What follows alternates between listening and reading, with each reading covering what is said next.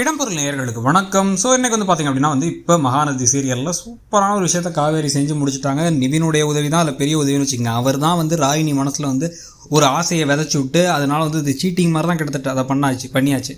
ஆனால் காவேரி முழுசாக கிரெடிட் அவங்களுக்கே தான் எடுத்துக்கிறாங்க. ஏன்னா இது எப்படி நடந்துச்சுங்க அதை கூட அவங்க தெரிஞ்சுக்க விரும்பல. அதுதான் ஒரு சின்ன குறையாக இருந்துச்சுன்னு வச்சுக்கோங்க. இப்போ நேராக கிளம்பி பசுபதியும் ராகினியும் அந்த இதுக்கே ரெஜிஸ்டர் ஆஃபீஸ்க்கே வந்ததுக்கு பிறகு இவர் வேணே கால் பண்ணி அப்போ என்ன பண்ணுறாரு, அப்படியே ராகினிட்ட உங்கள் அப்பா என்ன சொன்னாலும் மனசு மாறாத இந்த இடத்த எப்படியா வாங்கிடுன்னு சொல்ல, இவங்களும் திருப்பி அவர் லைட்டாக டவுட்டாக இருக்குது ஏதோ தப்பாக இருக்குமா, என்னமோ சரியில்லைம்மா, நீ ரொம்ப முட்டாள்தனம் பண்ணுறம்மா, நிவினை நம்பாதம்மா, நான் சொல்கிறம்மான்னு சொன்னாலும் கேட்கவே இல்லை. இவங்க அந்த இடத்த வாங்கியே தீரணும் ஒத்த காலம் நிற்கிறாங்க. ராகினி இப்போ தான் மனசு மாற ஆரம்பிக்குது. காவேரி அவனுக்கு இல்லைங்கிறத உணர ஆரம்பிக்கிறான் அப்படின்னா உளறிட்டு இருக்காங்க. இது நடுவில் இங்கே பார்த்தீங்கன்னா விஜய் கிட்டக்க நீ எங்கேயும் வரக்கூடாது, நீங்கள் காருக்குள்ளே உட்காந்துருங்க, நான் பார்த்துக்கிறேன் அப்படின்னு அந்த ப்ராசஸ் எல்லாம் அவங்க வராமலே முடிக்கிறதுக்கான வேலைகள்லாம் காவேரி செய்கிறாங்க.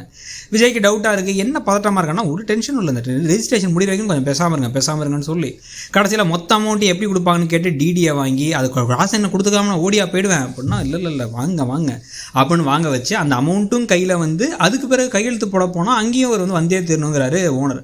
அதெல்லாம் வந்துடுவாங்க, நீங்கள் கையெழுத்து போடுங்க, அவங்கள போடவே வச்சுட்டாங்க. ராகினி பேரில் நிலத்தை வாங்கியாச்சு.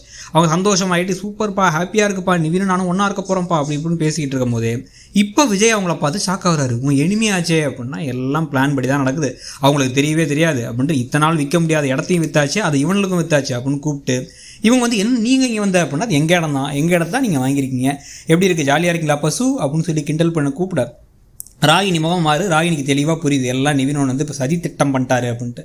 ஸோ இப்போ இடத்த உடனே நீங்கள் விஜய் அனுப்பிவிட, விஜயும் சூப்பராக பஞ்சு டைலாக் பேசுவார் இருந்தாலே டக்குன்னு பேசி முடிச்சுட்டு அப்படின்னா அந்த ஏய் உய் அப்படிங்கிறலாம் வேணாம், நெஞ்சிலே மிதிப்பார் என் புருஷன், என்ன எங்கள் அப்பாவை ஏமாத்தினது கஷ்டப்படுத்தினது என் குடும்பத்தை கஷ்டப்படுத்துனது திருப்பி கொடுக்கணும்ல, அதான் கொடுக்குறேன், அங்கே பேயெல்லாம் இருக்கான் பார்த்துக்கிறதுக்குங்க அப்படின்னு ஒரு வார்த்தையை சொல்லிட்டு வந்துடுறாங்க.